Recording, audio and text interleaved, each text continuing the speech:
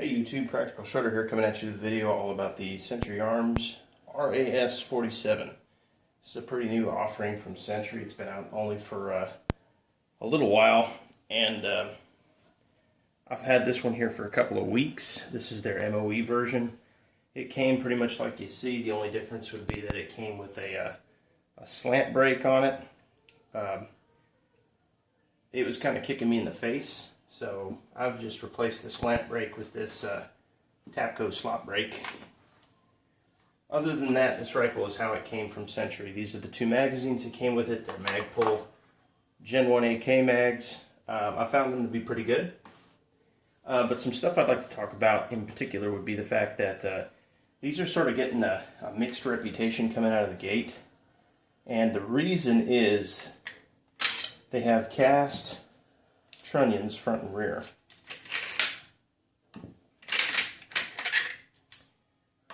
And so the rear trunnion, the front trunnion here. Rob Ski posted up a video over AK Operators Union, or not a video, I'm sorry, photos.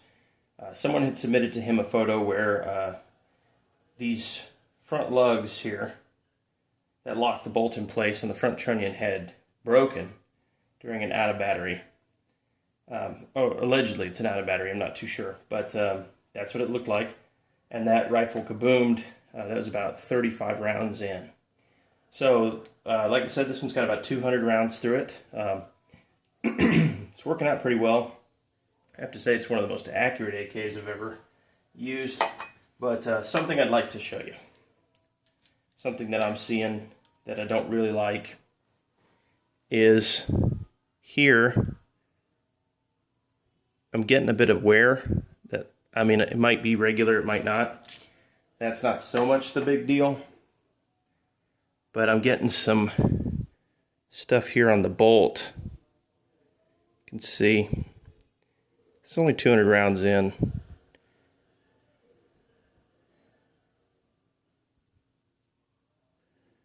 Come on, camera.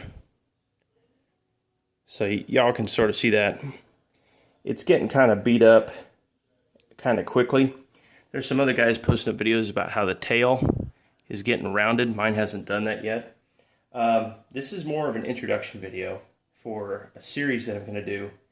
I'm going to run this rifle out. I'm going to beat the hell out of it and see if Century's new offering is worth it or not. Now, some good things about it. My rifle, I haven't had any problems. I've got a nice little bit of wobble in the piston. Kind of helps out with reliability. It is one of the smoothest AKs I've ever seen that's not milled. Check this out. It's very smooth. And the top cover fitment is excellent as well.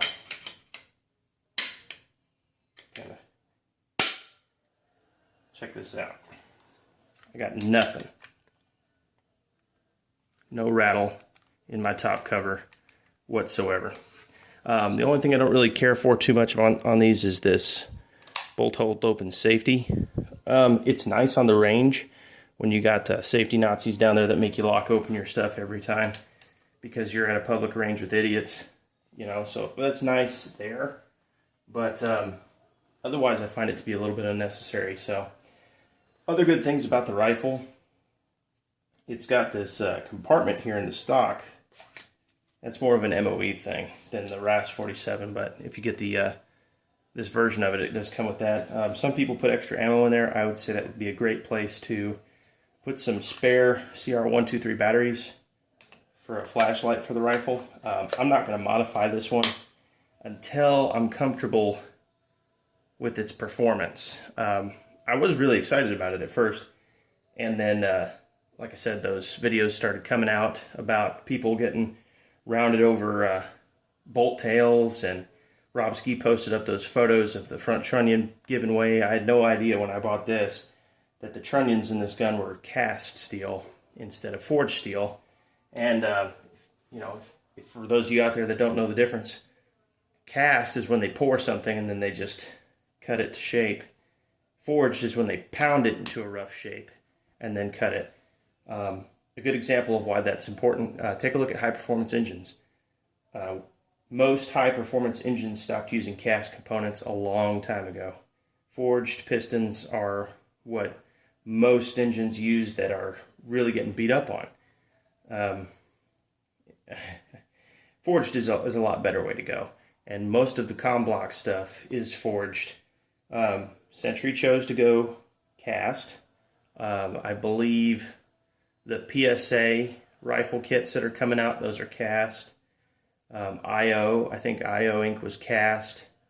A couple others. Most American-made stuff is cast. I'm not sure if that's a cost savings measure or what, but man, I was a little disappointed. So, like I said, I'm going to run this one through the ringer. I plan on putting a couple hundred rounds through it, and what I'm going to do is shoot about 100 rounds, give you all an update of what the internals look like. Another 100 rounds, update. Another 100 rounds, update.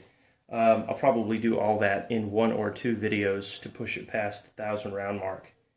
I figure if it doesn't start to show wear at 1,000 rounds, it's probably not going to do it.